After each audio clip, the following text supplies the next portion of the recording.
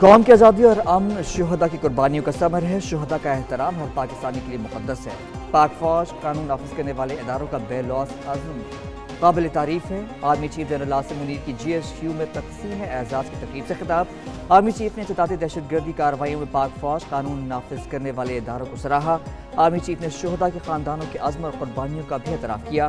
افسران جوانوں کو ستارہ امتیاز ملٹری اور تمغہ بصالت سے نوازا گیا۔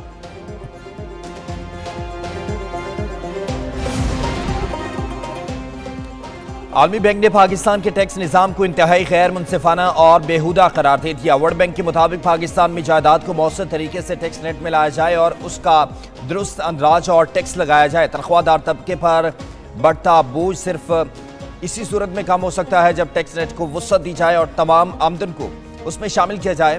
محصولات کے نظام میں اصلاحات کی ضرورت ہے۔ 24 کروڑ کی آبادی میں صرف 50 لاکھ لوگ ٹیکس ریٹرن فائل کرتے ہیں۔ زیادہ تر ٹیکس جنرل سیلز ٹیکس کی شکل میں وصول کیا جاتا ہے۔ پاکستان سازگار ماحول کے باعث بیرونی سرمایہ کاروں کے لیے پرکشش مقام بن چکا۔ وزیر تجارت جام کمال کا اسلام آباد میں پاکستان ہنگری بزنس فورم سے خطاب۔ بولے کہ بزنس فورم جیسی سرگرمیاں دو طرفہ تجارت کے فروغ میں معاون ثابت ہوں گی۔ حکومت ملک میں کاروبار کرنے کو آسان بنانے کے لیے اقدامات کر رہی ہے۔ وزیر تجارت ہنگری کہتے ہیں پاکستان ہماری ٹیکنالوجی سے استفادہ کر سکتا ہے۔ حالیہ برسوں میں پاکستان کے ساتھ ہماری تجارت کو فروغ ملا۔ دونوں ملکوں کے درمیان بزنس ٹو بزنس تعاون فروغ پا رہا ہے۔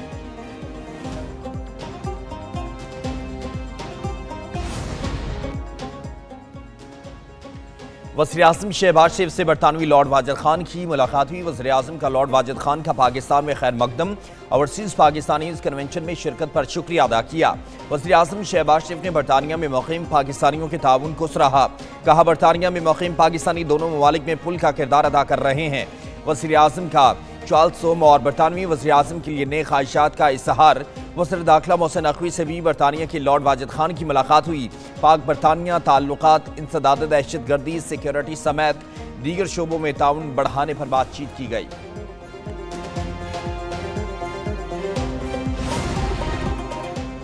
ہم 28 مئی والے ہیں، 9 مئی والے نہیں ہیں۔ وفاقی وزیر اطلاعات عطا طارق کہتے ہیں کہ پہلے ہی کہا تھا 9 مئی والے روئیں گے بھاگیں گے۔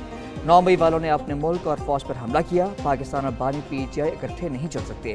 خیبر پختونخوا میں 11 سال سے حکومت ہے لیکن کارکردگی صفر ہے۔ خیبر پختونخوا کے غیور عوام نے کبھی ساتھ نہیں چھوڑا۔ یہ دعائیں مانگتے تھے ملک ڈیفالٹ ہو جائے۔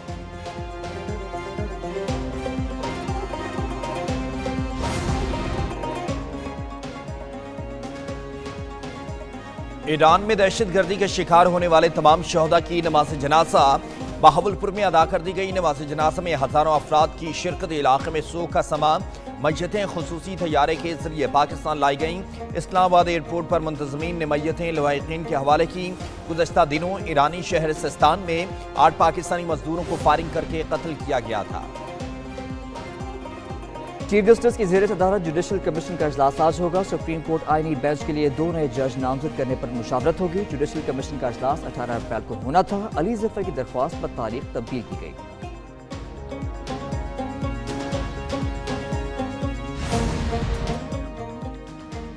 NA-113 عمرکوٹ میں ضمنی انتخاب کے لیے پولنگ جاری۔ پاکستان پیپلز پارٹی کی امیدوار صبا تالپور اور PTI امیدوار لال چند میں کانٹے کا مقابلہ متوقع ہے۔ پولنگ بغیر کسی وقفے کے 5 بجے تک جاری رہے گی۔ نشست پیپلز پارٹی کے نواب یوسف تالپور کے انتقال کے باعث خالی ہوئی تھی۔ اسرائیل کی غزہ میں وحشیانہ بمباری۔ پناہ گزینوں کے کیمپوں پر بمباری سے آگ لگ گئی۔ مزید 45 فلسطینی شہید، درجنوں زخمی ہو گئے۔ شہداء میں فلسطینی صحافت سمیت ایک ہی خاندان کے 10 افراد بھی شامل۔ شہداء کی مجموعی تعداد 51,025 ہو گئی۔ شمالی غزہ میں حماس جنگجوؤں نے اسرائیلی فوج پر حملہ کر دیا۔ 3 ٹینک تباہ کر دیے۔ حماس کا کہنا ہے کہ اسرائیل کے غزہ سے انخلا تک سیز فائر نہیں ہوگا۔ اسرائیلی وزیر دفاع نے دھمکی دیتے ہوئے کہا ہے کہ اسرائیلی فوجی غزہ کے اسرائیل نے غزہ میں تمام حدیں پار کر لی ہیں۔ یورپی یونین میں خارجہ امور اور سیکیورٹی پالیسی کی سربراہ کایا کالاس کے حق دفاع کے نام پر کسی کو جارحیت کی اجازت نہیں دی جا سکتی۔ غزہ میں معصوم انسانی جانوں کی ہلاکتوں کی تعداد بہت زیادہ ہے۔ یہ دردناک مناظر دیکھے نہیں جاتے۔ فلسطینیوں کے حقوق کا احترام کے بغیر امن کو یقینی نہیں بنایا جا سکتا۔ فلسطین کا دو ریاستی حل کے سوا کوئی راستہ نہیں ہے۔ अमरीका और चीन में तजारती जंग शिद्दत इख्तियार कर गई। अमरीका का चीन पर आए टैरिफ 245% तक पहुंच गया। व्हाइट हाउस के मुताबिक दुनिया के 75 से ज्यादा ममालिक नए तजारती मुआहदों पर बातचीत के लिए वाशिंगटन से राब्ते में हैं। इस सिलसिले में दीगर ममालिक पर मुजव्वज़ा टैरिफ आर्जी तौर पर रोक दिया गए। ताहम चीन पर टैरिफ बदस्तूर आयद होगा। तर्जुमान चीनी वज़ारत ख़ारजा का कहना है कि अमरीका दबाव और ब्लैकमेलिंग बंद करे। अमरीका बराबरी बाहमी मुफाद की बुनियाद पर बात करे। महसूलात की जंग अमरीका ने शुरू की। चीन ने अपने जायज़ हुकूक की दिफा में जवाबी इक़दाम किए हैं। तजारत और महसूलात की जंग में कोई फातेह नहीं होता।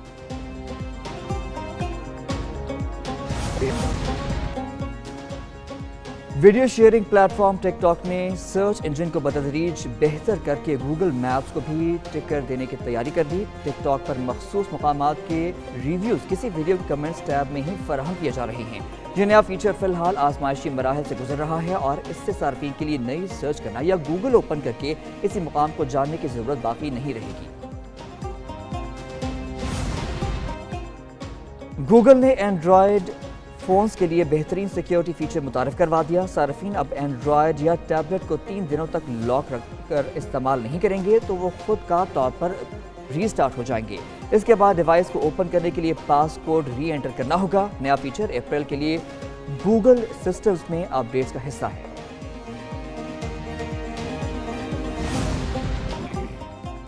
और इंजीनियरिंग की दुनिया का शाहकार चीन ने दुनिया को एक बार फिर दंग कर दिया। चीन में दुनिया का बुलंद तरीन पुल तामीर जून में आवाम के लिए खोला जाएगा।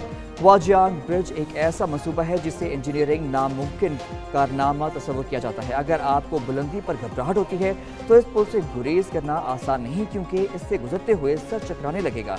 ये ब्रिज सतह ज़मीन से 625 मीटर बुलंदी पर वाक़ है।